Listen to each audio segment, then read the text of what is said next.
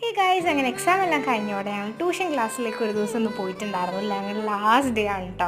അപ്പോൾ ഞങ്ങൾ എല്ലാവരും ബ്ലാക്ക് ആൻഡ് വൈറ്റ് ഒക്കെ ഇട്ട് വന്നിട്ടുണ്ടായിരുന്നു. അപ്പോൾ ആൻറ്റിക്ക് വേണ്ടി ഒരു ഡയറി മിൽക്ക് മേടിച്ച് ആൻറ്റിക്ക് ഭയങ്കര ഇഷ്ടമാണ്. പക്ഷേ ഞങ്ങളുടെ ലക്ക് ഉണ്ടെന്നൊന്നും ആൻറ്റി അവിടെ ഉണ്ടായില്ല. പിന്നെ ഞങ്ങളുടെ പ്ലാൻ പോലെ അങ്ങനെ നടന്നു തുടങ്ങി കേട്ടോ. ചെറിയ ചെറിയ വഴികളിലൊക്കെ കയറി അവിടുത്തെ പ്ലേ ഗ്രൗണ്ടിലെത്തി. അവിടെ നമ്മുടെ യാത്ര കുറച്ചുള്ളതുകൊണ്ട് പോകുന്ന വഴി ഒരു മിനറൽ വാട്ടറൊക്കെ മേടിച്ച് കൈ കരുതിയിട്ടുണ്ടായിരുന്നു.